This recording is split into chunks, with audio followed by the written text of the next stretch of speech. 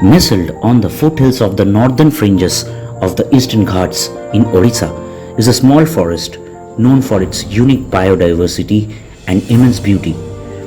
The Kuldiha Wildlife Sanctuary, located in Balasore District of Odisha, is home to more than 200 species of birds and around 40 species of mammals and reptiles. It has been very well preserved by the erstwhile ruling family of Nilagiri and is now being developed under the aegis of the Forest Department of Govt of Odisha. This vlog attempts to provide all details to birders, wildlife enthusiasts who wish to experience the wonders of nature that this gem of a place has to offer. So hello, good afternoon everybody. Morning was very good. Actually we were very lucky. While we were driving just 2-3 kilometers, we drove into the forest, and guess what? The Malabar Trogan male was sitting in front of us in an open perch. We could manage a decent shot, but after that it kept on flying inside the forest. Then we moved into the FRH, where there is a watchtower. In the watchtower we got a so-so shot of crimson sunbird. Cheyenne could record it. And other than this, there is a lot of activity of the Malayan giant squirrels and also other species. There is an oriole which is on nesting, and we could get some good shots for that also. After entering the forest, within 500 meters, we were greeted by the peninsular rock agama or the South Indian rock agama. This is a common species of agama found on rocky hills in South India. An allied species is found in the Eastern Ghats but north of the range of the species.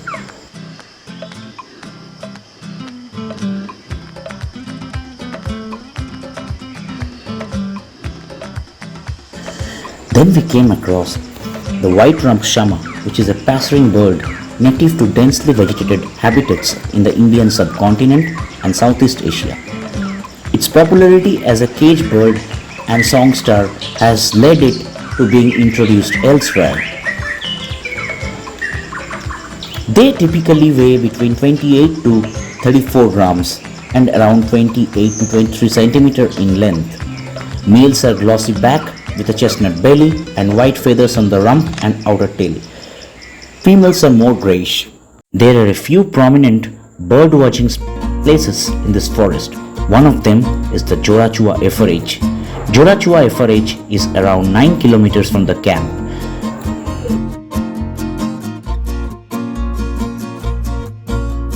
I share a special relationship with the crested serpent eagle. Wherever I tour in most of the jungles in India, I have a glimpse of them.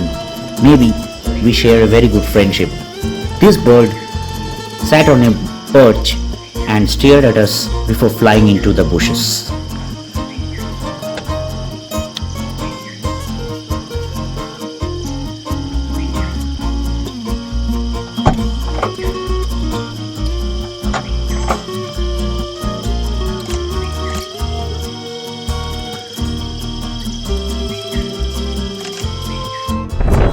For your consumption, this sanctuary is linked with the Simlipal National Park through Sukupada Hills and Nashua Hill ranges. A trek is possible from Nilagiri amidst Kuldiha forest. There are two well-maintained rest houses at Kuldiha and Jorachua. Jorachua is a part of Kuldiha Wildlife Sanctuary, having a higher altitude and having more diverse avifauna. Okay, time for my first lifer, the Malayan giant squirrel or the Indian giant squirrel, a large multicolored tree squirrel species endemic to the forests and woodlands in India. This species is endemic to India with main sections of its distribution in the Western Ghats, Eastern Ghats and Satpura range as far north as Madhya Pradesh. It is found at an altitude of 180 to 2300 meters in tropical, deciduous, semi-deciduous and moist evergreen forests and woodlands. In general, its distribution is fragmented because it is intolerant of habitat destruction.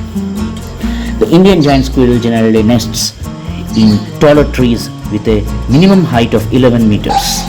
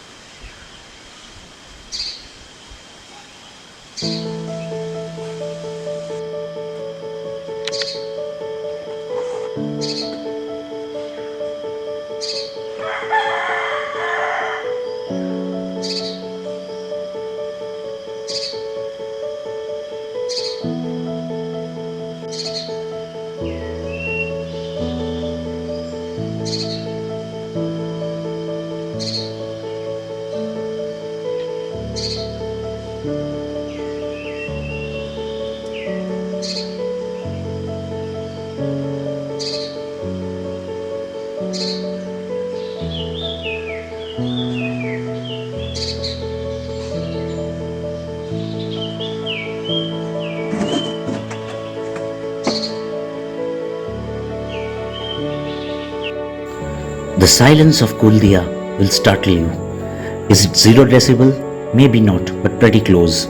Other than call of some distant birds and crickets, it's flat quiet. We never noticed when our chat stopped and we were drinking the pregnant silence like a thirsty soul.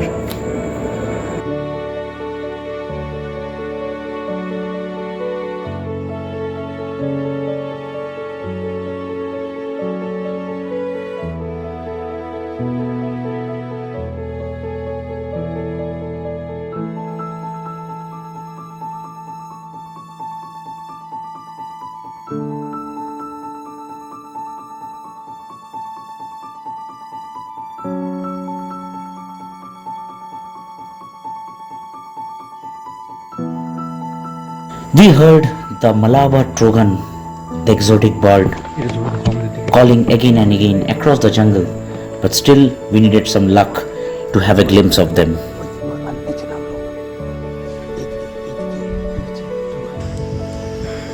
The blue-fronted nuthatch. Well, my chemistry with nuthatch doesn't go quite well, but this time I got some decent shots of this beautiful bird. The blue nuthatch is a bird species in the nuthatch family, Cetidae. It's a medium-sized nuthatch which shows slight sexual dimorphism, has dramatic coloration unlike any other member of its genus. Its head is black or blackish blue, dark blue upper parts close to purple with azure feathers. The wings are edged with black, the throat and chest are white or a washed buff color.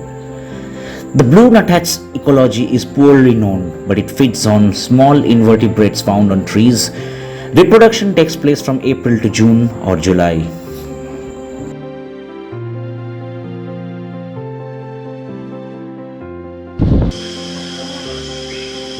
Just beside the Kuldiha FRH watchtower, a black-hooded ORIOLE family was starting a new family.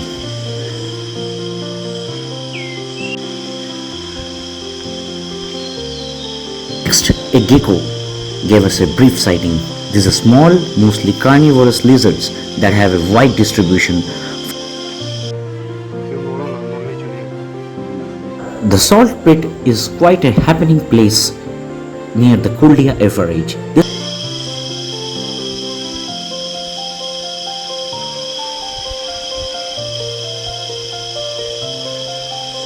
Coming back to the Malabar giant squirrels, here's a trivia for you. They store their food in the treetops. There are 3 other giant squirrels that weigh 3 or 4 times the size of the small white and grey squirrels. Pale giant squirrels, brown or tan in color, are found in Thailand, Malaysia, Singapore and Indonesia. Here we see a couple sharing a leaf and enjoying the delicacy.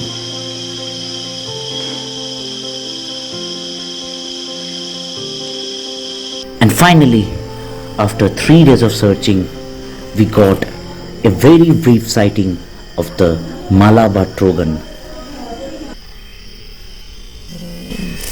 Yeah, so good afternoon all.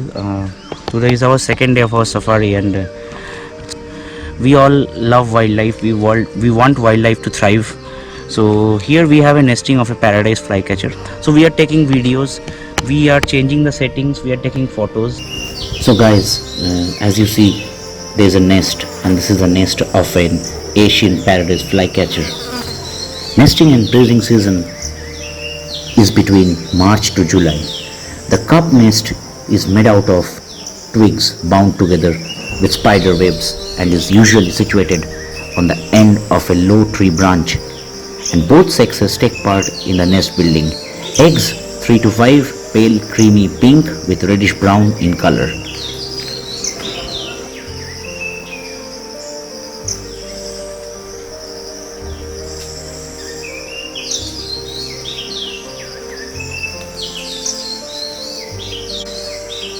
Look, the mother, the possessive mother, who is very much aware of our presence, but we made sure that we don't disturb them at any cost. And my friend Shine employed a technology which ensures that we don't disturb birds and animals while filming them with their children. You can see it in his blog.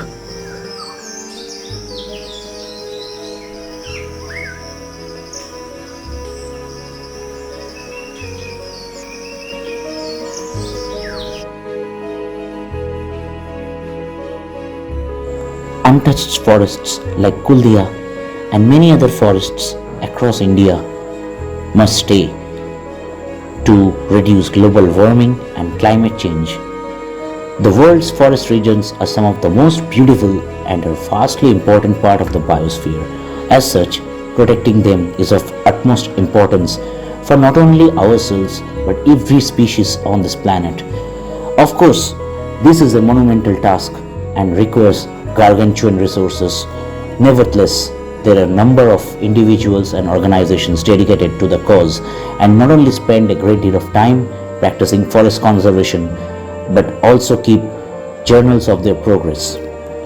While there are many such people out there who try to make this world a better place, it's your and mine responsibility to keep the green cover intact.